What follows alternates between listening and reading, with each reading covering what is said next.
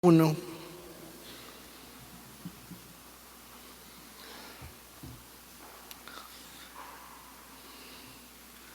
Vamos a tratar de entrar al capítulo 9 de Primera de Corintios. Y el capítulo 9 de Primera de Corintios es un capítulo que inclusive es considerado un capítulo que o se toma muy a la ligera,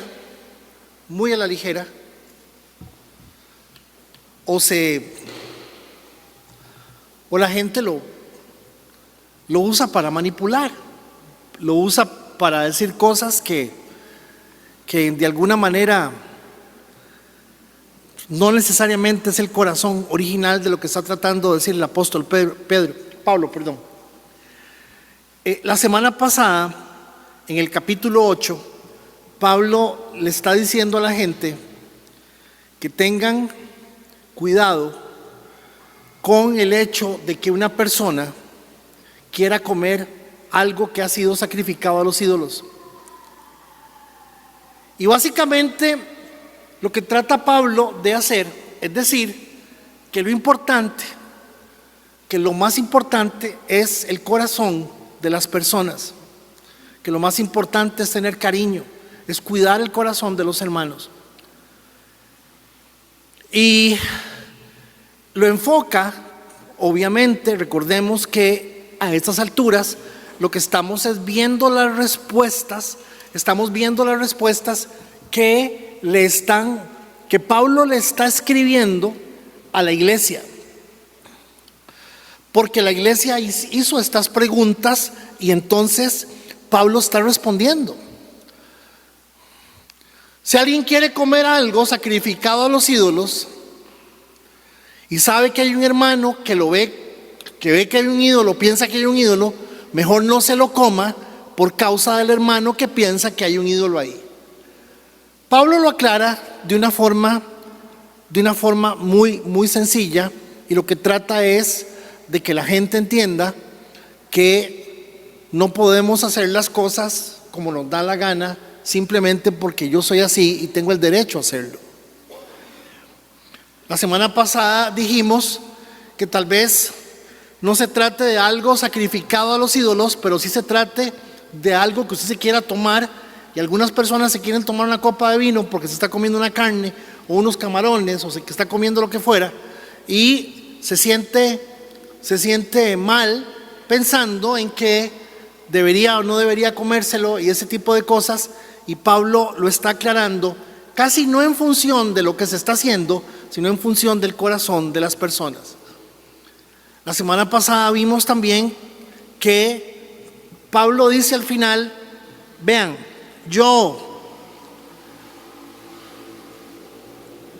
si el hecho de que yo coma carne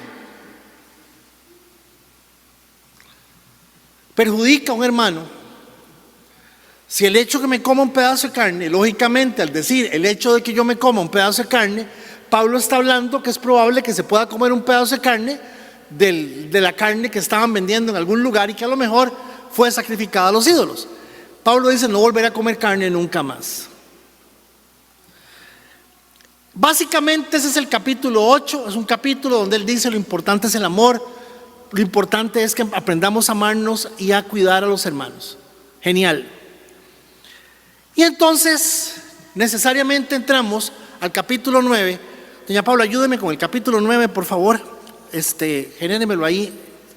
Y el capítulo 9 es un capítulo que, si bien es cierto, si usted le pone atención a lo que le estoy diciendo que Pablo está hablando sobre las cosas que no debemos hacer o que debemos hacer en función de los hermanos, de las personas que podrían ser débiles. De hecho, las llama débiles. Podríamos estar ante una persona que por decirlo así, lo vea mal, lo vea como algo malo. Y Pablo enfoca las dos posiciones. Pablo dice, tan malo es que usted se coma algo cuando para un hermano es algo que es dedicado a un ídolo, como el hecho de que usted provoque que ese hermano se lo coma. Pablo hace la distinción. En el capítulo 9, Pablo entra de una forma muy particular. Pablo entra diciendo, ¿qué es? ¿Que acaso no soy libre como cualquier otro? ¿No soy apóstol? ¿No he visto a Jesús nuestro Señor con mis propios ojos? ¿No es gracias a mi trabajo que ustedes pertenecen al Señor? Aunque otros piensen que no soy apóstol, ciertamente para ustedes lo soy. Ustedes mismos son la prueba de que hay apóstol, que soy un apóstol del Señor. Esta es mi respuesta para la gente que cuestiona mi autoridad. ¿Acaso no tenemos derecho a hospedarnos con ustedes y compartir sus comidas? ¿No tenemos derecho a llevar con nosotros a una esposa creyente como lo hacen los demás apóstoles y los hermanos del Señor y como lo hace Pedro?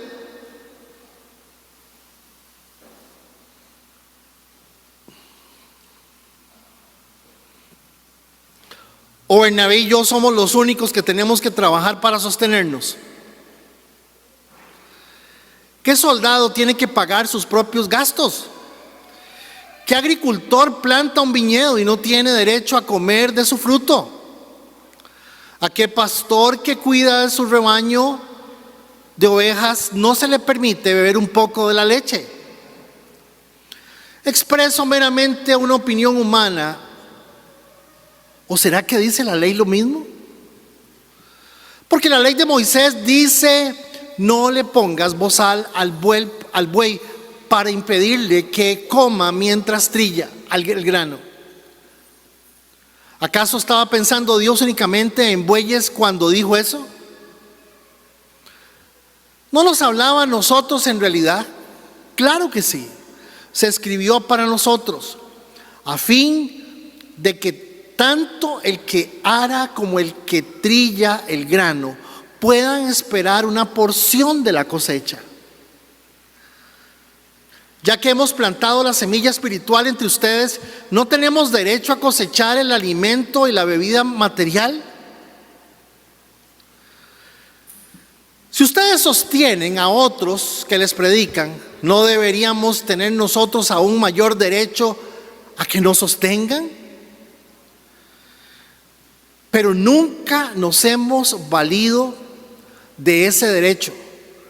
Preferimos soportar cualquier cosa antes que ser obstáculo a la buena noticia acerca de Cristo. ¿No se dan cuenta de que los que trabajan en el templo obtienen sus alimentos de las ofrendas que se llevan al templo?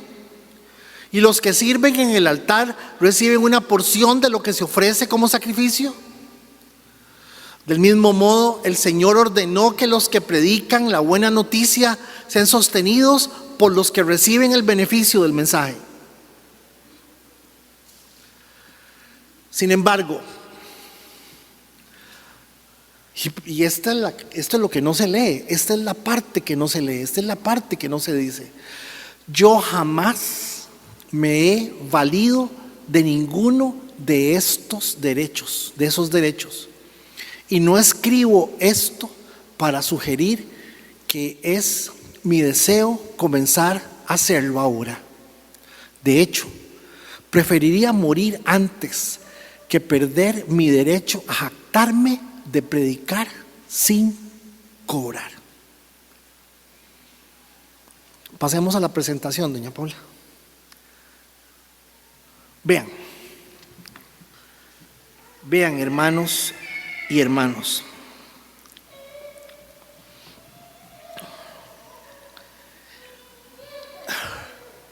Estamos viviendo los tiempos más difíciles que jamás hemos vivido. Estamos viviendo tiempos que yo jamás me imaginé que íbamos a vivir. Yo empecé a caminar en 1973 con la iglesia evangélica, siendo un chiquito, y siempre me llamó la atención, tal vez de alguna manera, lo uniforme que era ver las iglesias cristianas evangélicas alrededor del país. De una u otra forma, tuve compañeros que venían de todo lado del país. Cuando la familia de Sixto Porras llegó a San José, lo primero que hicieron fue matricular a los chiquillos, a Adelita, a Sixto y a los chiquillos que estaban todavía en el colegio, en el colegio que yo estaba.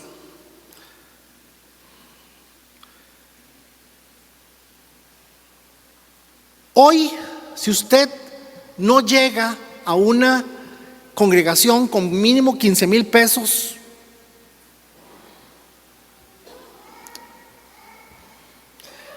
porque le van a pedir dinero. Y le van a pedir dinero usando dos cosas. Una, diciéndole que Dios lo va a hacer, que Dios lo va a prosperar, que Dios lo va a bendecir. Y le van a pedir dinero diciéndole que usted está robándole a Dios, que usted es un ladrón, que usted es una persona que se está dejando plata para usted. Al punto tal de que evidentemente pues estamos ante algo que es sumamente, yo diría que triste, yo diría que feo, yo diría que muchas cosas, pero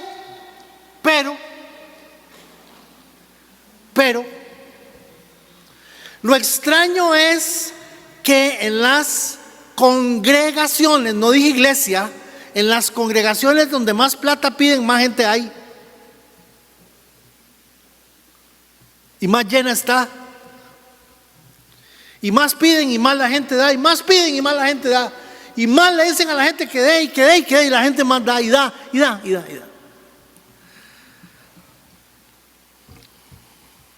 Y claro, cuando ya usted tiene muchos años haciendo eso y se da cuenta de que las cosas, de que solo uno de todos es el que está súper bien, ¿verdad? Solo uno está bien, los demás están mal o no están como está el uno ese del cual yo les estoy hablando. Uno se da cuenta de que el asunto está muy raro.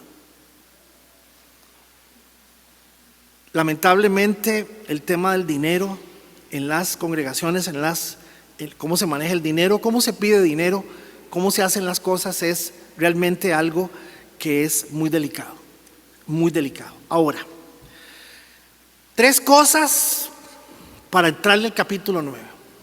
Cosa número 1. En esta congregación nosotros no recogemos dinero. Nosotros no pedimos dinero, pero sí se recoge dinero. Nosotros aquí sí recogemos dinero, no se pide dinero. ¿Por qué razón no se pide dinero? Porque la Biblia dice que lo que usted hace es ofrendar, y la ofrenda es un regalo. Ofrecer es ofrendar. O sea, yo no puedo darle a usted, yo no puedo decir lo que dicen algunos pastores, voy a decir una tontera, el 14 de abril cumplo años, no se les olvide, no me salgan con un regalo de 2 rojos. O sea, suena divertido, pero es manipulación. Si les estoy diciendo que cumplo años, les estoy diciendo para que me den algo. Y al decirles que no me salgan con, lo que les estoy diciendo sucedió aquí en San Ramón. El cuento del regalo de los 2,000 pesos.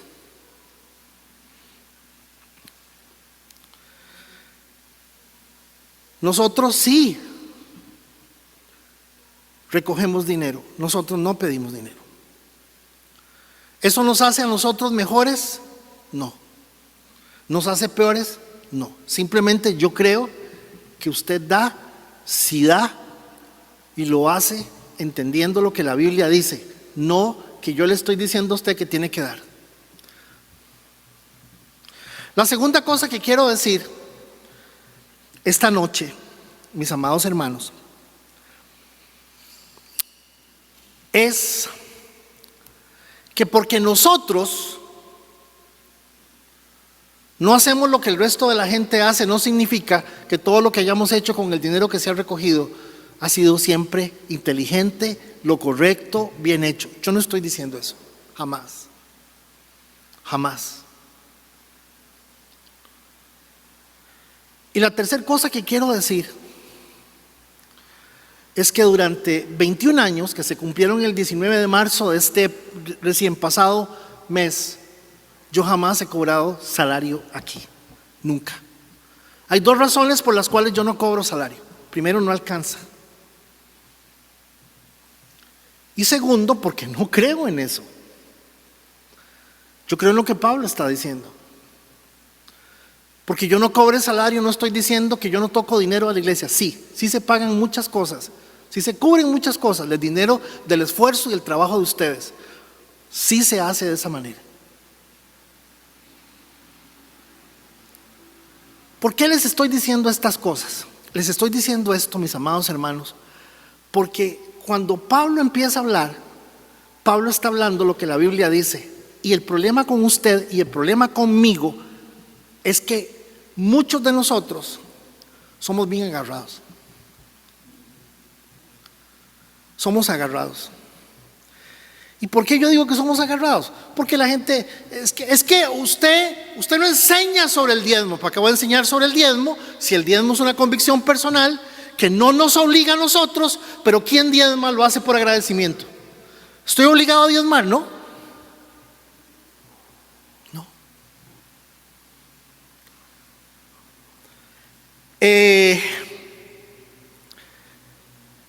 Pero es que también es un asunto del Nuevo Testamento. Dios libre. Imagínese usted que le va mejor que se aplique la ley del diezmo. Porque la ley del diezmo implica que se trabaje sobre el 10% de su ingreso. En cambio, en el Nuevo Testamento dice, cada uno de conforme haya sido prosperado.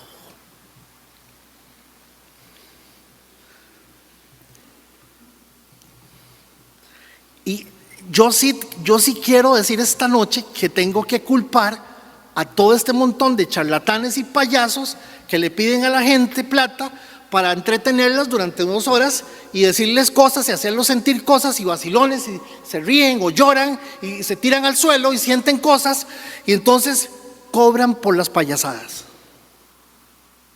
Yo sí te quiero llamar la atención de eso. ¿Por qué sí quiero llamar la atención de eso? Porque lamentablemente eso es lo que mucha gente, perdónenme la palabra, paga por las payasadas y por las mentiras.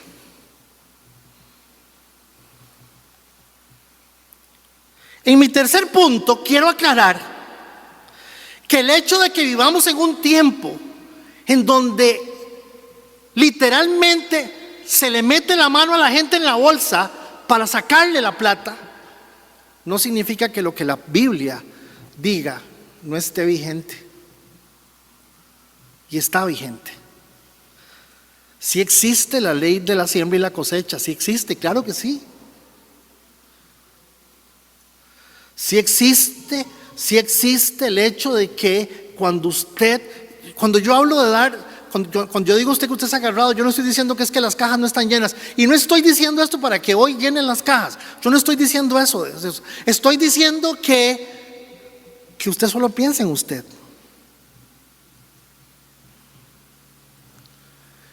Y el tema con el dinero siempre es un tema del corazón, siempre.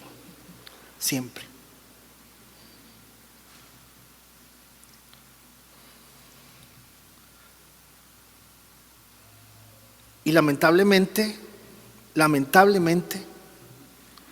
la razón por la cual muchas congregaciones donde más plata se pide están más llenas es porque igual de ambicioso y angurriento es el que lo pide como el que está dando, que está pensando que el asunto es lotería.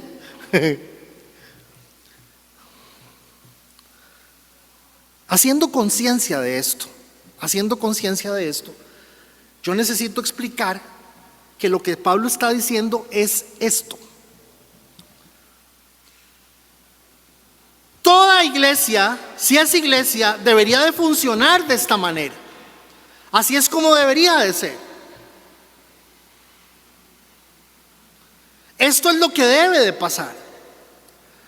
Pero hay puntos, hermanos, que son fundamentales, son claves.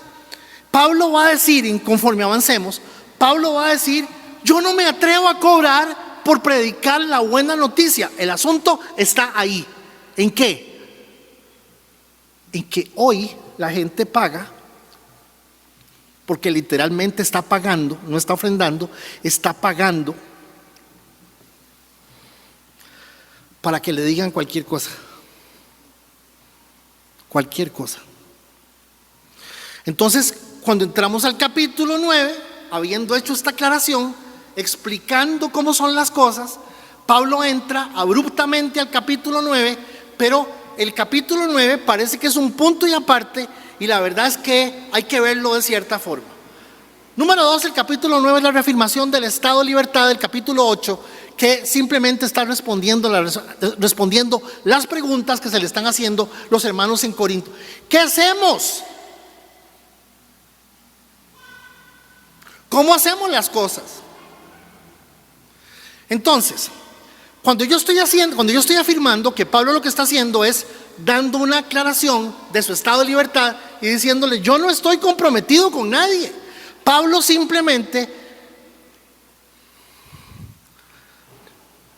nunca escribió los números. Pablo habló corrido.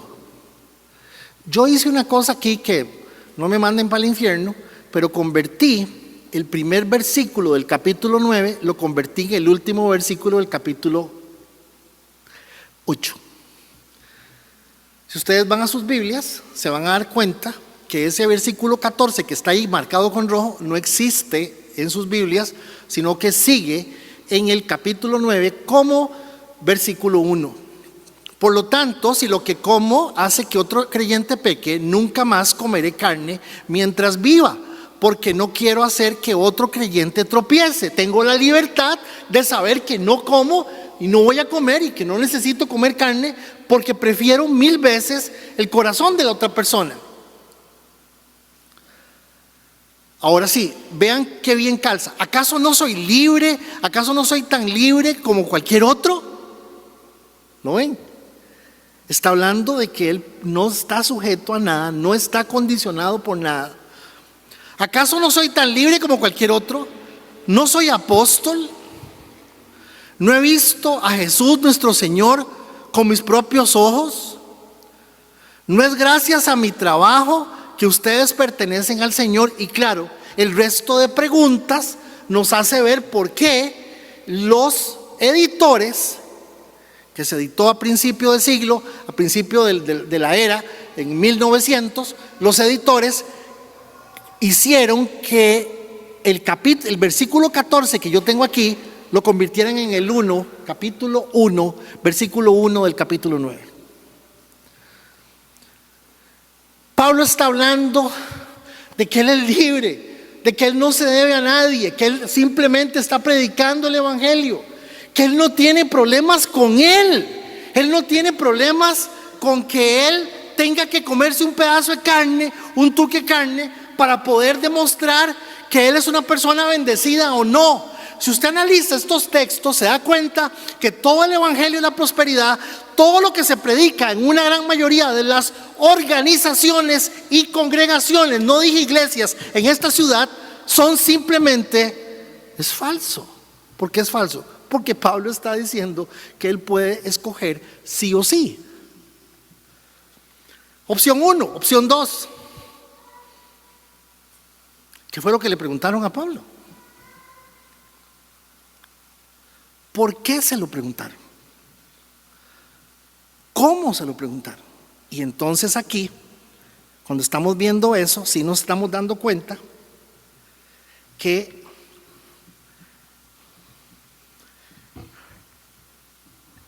Pablo está respondiendo, para poder entender el capítulo 9, hay que entender que Pablo está respondiendo las preguntas que le hicieron los hermanos sobre aspectos bien delicados y bien específicos. Y entonces, claro, las preguntas que le hacen a Pablo es una lista de preguntas que él las contesta en desorden, pero las contesta. Sin embargo, hay cosas del contexto que hay que entender. Número 1, Pablo aparece después de la resurrección de Cristo. Pablo no camina con los 12 apóstoles. Pablo no fue apóstol como lo fue Pedro, como lo fue Mateo, como lo fue Judas, como lo fue Pablo. No fue apóstol.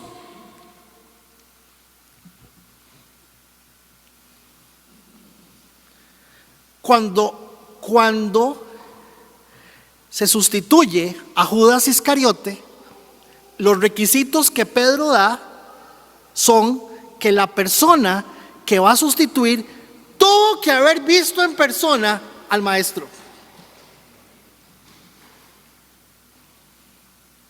Y para cuando Pablo se convierte, ya el Señor había resucitado.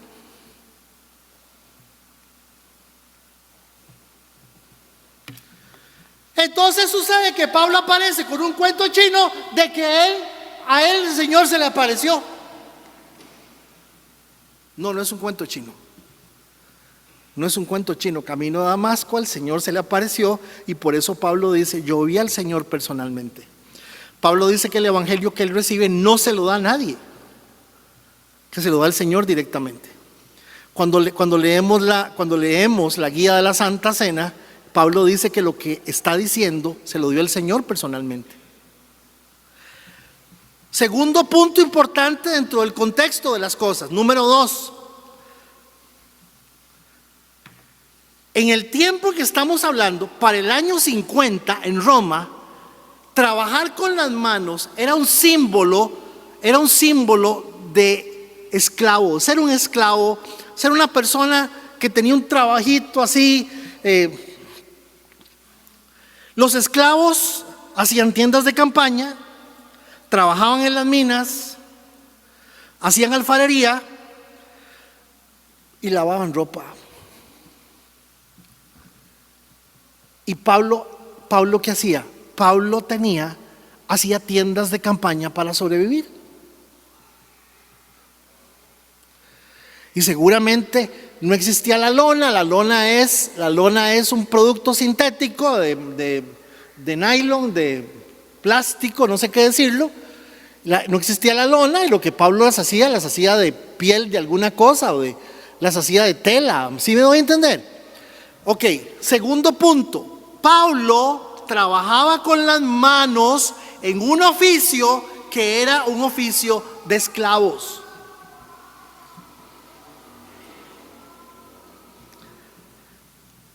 Tercer punto del contexto.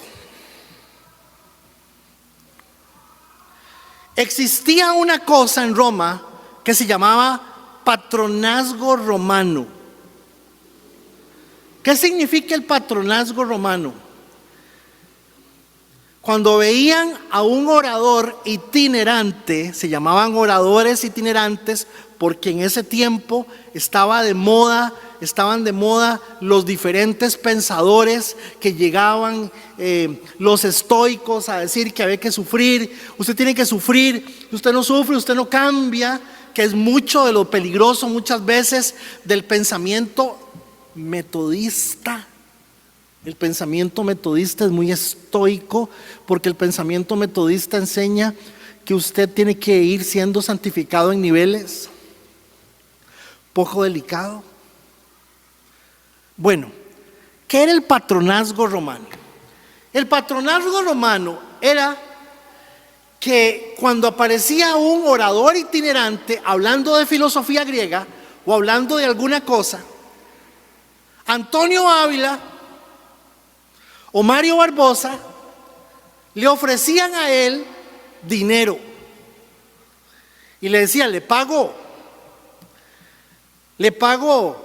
70,000 colones por cada charla o por cada exposición que usted haga. Ah, ¿de verdad? Ah, claro, yo le pago.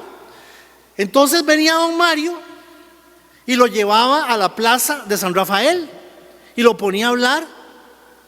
Don Mario le cobraba a la gente y le daba 70,000 colones al que hablaba. ¿Cuánto se ganaba don Mario? Lo que fuera. Cuando el orador estaba ya, don Mario le decía al orador: mira, no digas eso no digas nada de Roxana Gutiérrez, y no lees no digas nada, mira, eso que decir, que no menciones nada de Luis Méndez, no digas nada. El orador no podía decir lo que quería decir porque su patronazgo, le decía lo que él tenía que decir. Entonces, culturalmente era muy común, por el nivel intelectual que había, que la gente recibiera dinero por dar un discurso de oratoria. ¿Me estoy comunicando? ¿Me están entendiendo? Sí. Entonces, una de las cosas que es muy probable que estuviera pasando con la iglesia de Corinto es que quisieran tener cierto nivel de patronazgo. Siguiente elemento.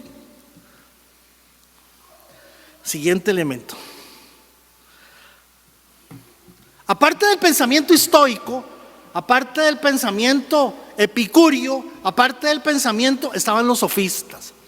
¿Quiénes eran los sofistas? El sofismo como cultura, como pensamiento, el sofismo es exactamente lo que está pasando hoy. Los sofistas eran, ¿quiénes eran? Eran oradores itinerantes, simplemente oradores itinerantes, que viajaban por todo lado y le decían a la gente: usted le va a ir bien, todo va a salir bien. John MacArthur, que ya se murió, le volaba muchísimo a Joel Osteen. Joel Osteen es el pastor de una de las iglesias más grandes que hay en Estados Unidos, y decía que él era un sofista. Los sofistas lo que tienen es que tenían unos excelentes oradores, eran buenísimos dando oratoria, eran buenísimos diciendo cosas, pero no importa lo que dijeran, mientras la gente saliera motivada y emocionada. Pero había un problema, que el sofismo se centra en que la persona mejore, cambie. Y Pablo dice que él se hace débil con los débiles, se hace gentil con los gentiles, se hace judío con los judíos, y es muy probable que una de las cosas que le estuvieran diciendo a Pablo es: Pablo, usted no es consistente. Usted no es consistente. Esta forma de pensar, el sofismo, estaba muy metido en la cultura. Y se nota, ¿dónde se nota? Se nota en las preguntas. Pero las preguntas tienen 3 momentos. Número 1, la respuesta a los hermanos en Corinto. Número 2, la respuesta al liderazgo de la iglesia a través de los siglos. Y lógicamente las respuestas que Pablo quiere que nosotros entendamos.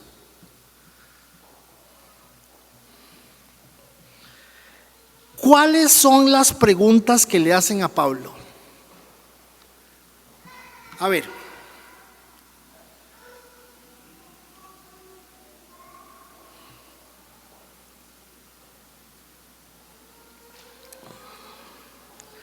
A Pablo le hacen varias preguntas y él responde con preguntas.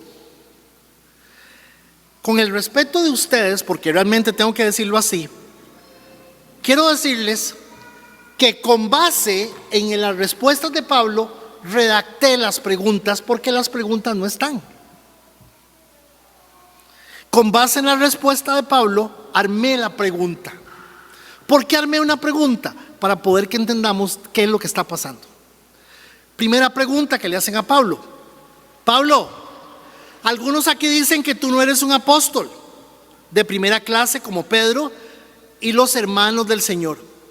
Tú no estuviste en el grupo original de los 12 y no caminas con la misma autoridad. ¿Con qué derecho nos das órdenes sobre lo que debemos comer si ni siquiera estamos seguros de que seas un apóstol legítimo? Armando la pregunta, a ver, esto no está en la Biblia, esto lo hice yo para poder explicar por qué Pablo responde la forma en que lo está haciendo. ¿Sí estoy siendo claro? Entonces, claro, Pablo dice: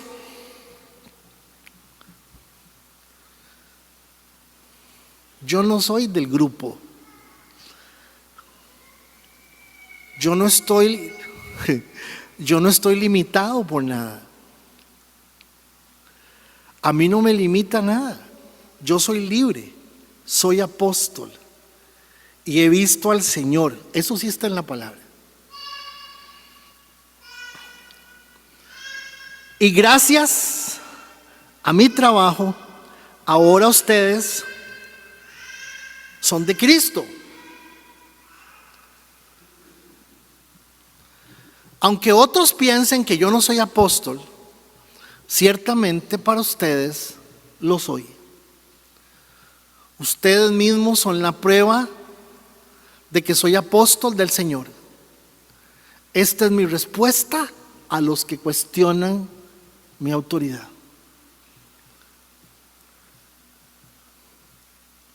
Segunda pregunta. Segunda pregunta. Vuelvo a aclarar que la pregunta no está en la Biblia, yo la armo con base en la respuesta de Pablo. Segunda pregunta. Si realmente eres un maestro digno, ¿por qué trabajas con tus manos como un esclavo? Los filósofos y otros apóstoles aceptan nuestro patrocinio y viven de ello.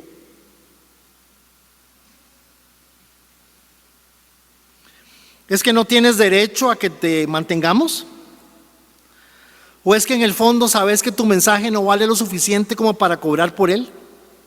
Además, ¿por qué no traes una esposa como los demás? ¿Acaso eres un fanático extraño? Y Pablo aclara: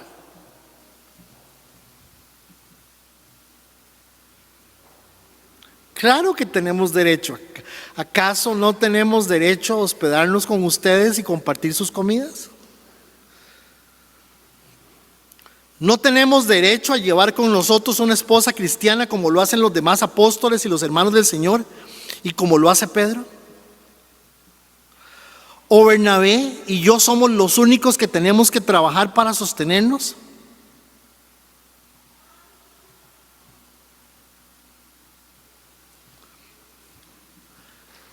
¿Qué soldado tiene que pagar sus propios gastos?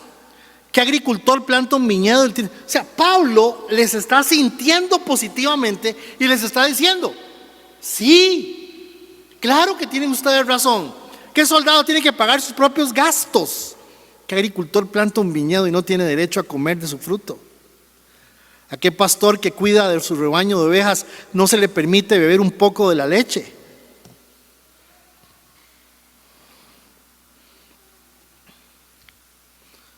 ¿Expreso meramente mi opinión humana o lo dice la ley, dice lo mismo?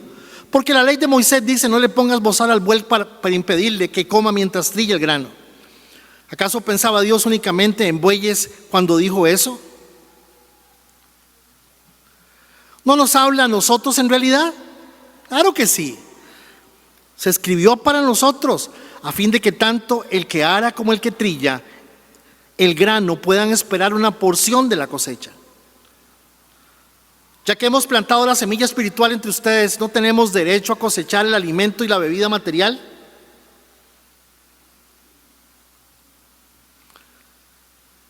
Tercera pregunta. Tercera pregunta. ¿Nos ofende que rechaces nuestra ayuda económica? Nos ofende que rechacen nuestra ayuda económica. Si el Señor dijo que el obrero es digno de su salario, ¿por qué te empeñas en ser independiente? Tu negativa a recibir apoyo parece más orgullo que humildad. ¿Acaso no quieres estar en deuda con nosotros? ¿Qué ganas con predicar gratis? Pablo responde: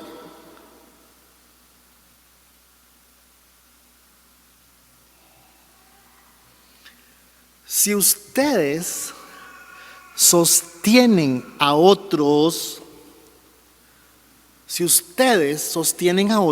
que les predican, no deberíamos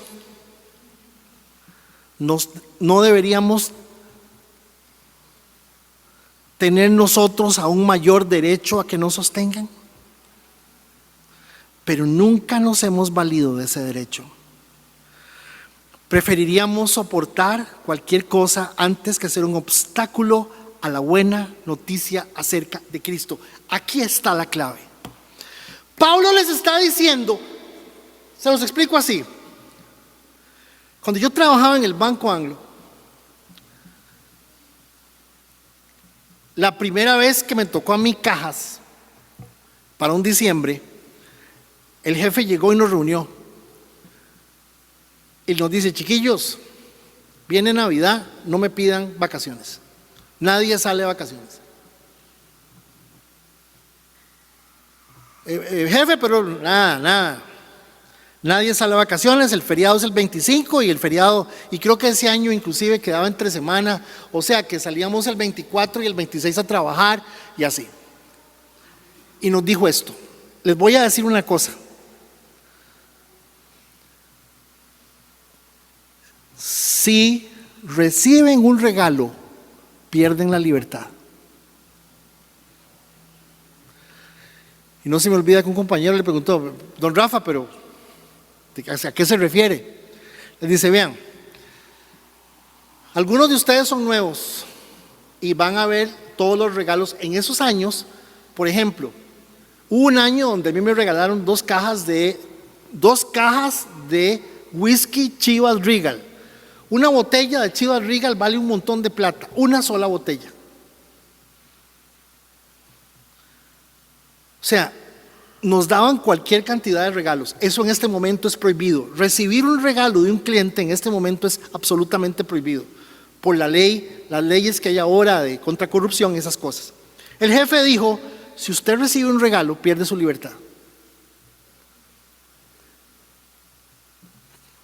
Pablo no hace lo mismo con otras iglesias, lo hace con Corinto. Porque resulta y sucede que es muy probable que la gente de Corinto tuviera algún recurso. Y Pablo les dice: si yo les pongo la mano, voy a estorbar el corazón de ustedes para que conozcan la palabra de Dios. Eso es lo que Pablo está diciendo. Véanlo. Preferiríamos soportar cualquier cosa antes que ser un obstáculo a la buena noticia acerca de Cristo. ¿No se dan cuenta de que los que trabajan en el templo obtienen sus alimentos de las ofrendas que se llevan al templo? Y los que sirven en el altar reciben una porción de lo que se ofrece como sacrificio. Sí, Pablo dice: sí, la gente que trabaja en la iglesia tiene derecho a recibir paga de la iglesia. Del mismo modo, el Señor ordenó que los que predican la buena noticia sean sostenidos por los que reciben el beneficio del mensaje. Y hasta aquí, versículo 14, Pablo dice: este es el orden. Pero yo no.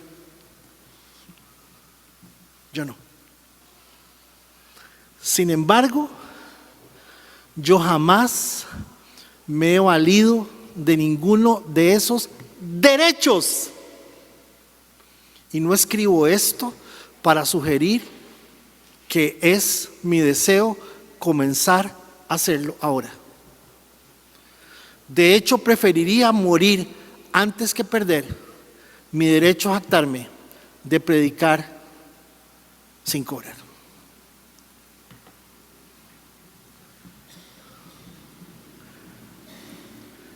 No les debo nada, no me deben nada, yo estoy para servirles.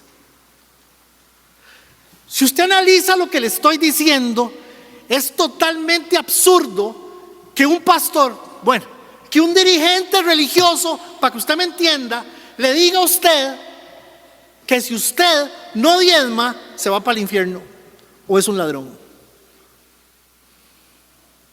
O si no paga 20,000 o 30,000 colones, ¿no? Yo no sé cómo decirlo. Número uno, es mentira. Pablo está diciendo, yo no quiero, yo no soy igual que el resto, no quiero.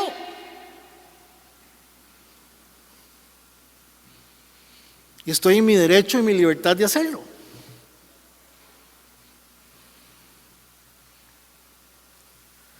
Número dos, nadie me está diciendo a mí qué es lo que yo tengo que decir. Nadie, absolutamente nadie.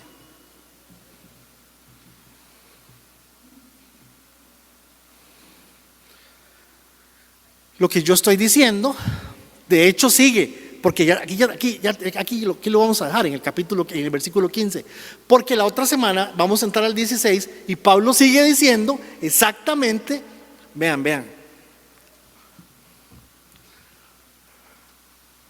esto es un asunto del Espíritu Santo y sus vidas. Nadie puede argumentar que tiene cierto privilegio o ciertas condiciones porque hace algo más en favor de lo que yo estoy haciendo. Hablando de Pablo, nadie puede argumentar absolutamente nada. Cada uno de ustedes es responsable por la palabra que está recibiendo y cada uno de ustedes sabe que la palabra que está recibiendo demanda de sus vidas y en sus vidas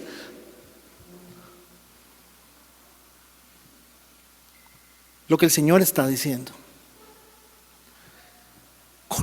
Corinto era una iglesia, es una iglesia realmente muy particular. De hecho, vea, me voy a meter rápidamente al 16. Sin embargo, predicar la buena noticia, que lo vamos a ver la otra semana. El problema es que usted no sabe si le están dando una charla, si le están contando un cuento, si le están hablando de la Biblia, porque como dice la Biblia, ¿qué es lo que dice la Biblia? Y donde usted dice que le dicen, como dice la Biblia, es que habló de la Biblia. No habló de la Biblia porque usted salió igual de como entró.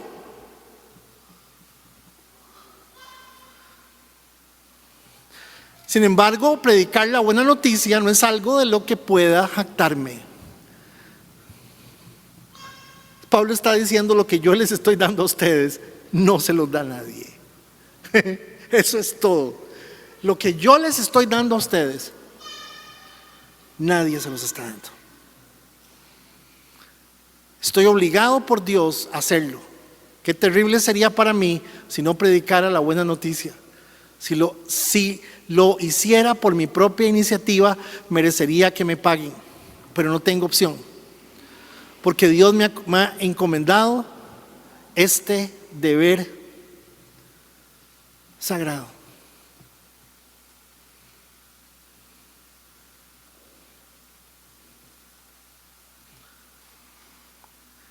¿Qué tenemos que entender nosotros? Que sí, que tenemos una responsabilidad por nuestro propio corazón. ¿Qué tenemos que entender nosotros? Que es falso, totalmente falso,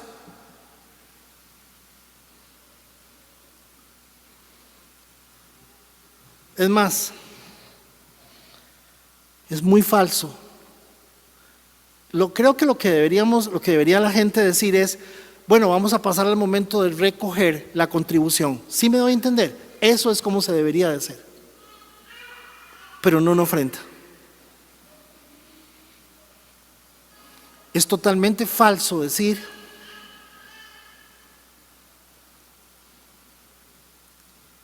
que usted está obligado.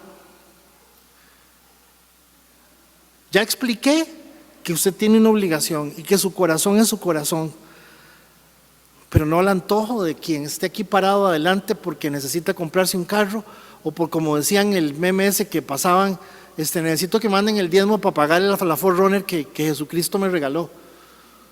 Sí.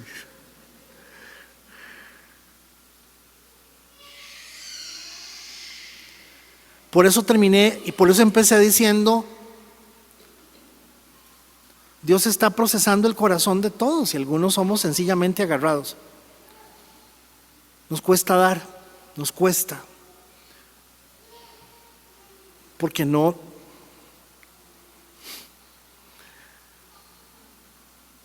Y esa es la razón por la cual Pablo en el capítulo 9 entra en la forma en que entra y explica lo que está explicando. El no. Al salirse del canasto del resto de los... Ok, ¿qué es lo que hacen los demás apóstoles? Vienen con la señora, vienen a las casas de nosotros, los recibimos, se quedan con la esposa. Pedro viene con la doña, el otro viene con la doña, Santiago viene con la esposa. Los recibimos, les damos una ofrenda por estar con nosotros. No sé si una ofrenda, les damos una contribución. ¿Por qué usted no lo hace? Porque yo soy libre y porque para mí es más importante el corazón de ustedes que pensar que alguno de ustedes se siente comprometido a tener que dar dinero por algo. Y Pablo paró el asunto. Así lo está haciendo. Señor, te doy gracias en esta noche. Te pido en el nombre de Jesús que podamos hacer una reflexión sobre esto. Una simple reflexión. No para dar más dinero, para dar menos dinero, sino para entender las necesidades y para ser parte de eso. Para honrar mi casa, para honrar, Señor, también el hecho de que reconozco que todo proviene de ti. Gracias por este hombre, Señor. Gracias por Pablo, Señor.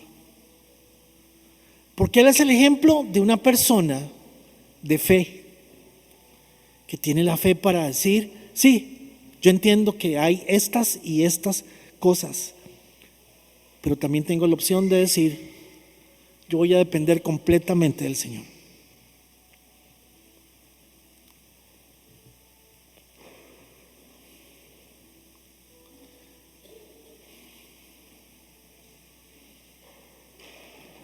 Gracias te doy en esta noche, Señor, por esta conversación que hemos tenido, Señor. Por esta conversación en que hemos analizado este tema que es difícil. Y en el nombre de Jesús, que aprendamos algo, Señor. Y que al cierre la otra semana del capítulo 9, seamos capaces de entender que podemos dar sin esperar nada, que podemos ser capaces de bendecir a alguien sin esperar que nos bendigan a nosotros, que podemos ser capaces de ser de bendición para otra persona y quedarnos sin nada.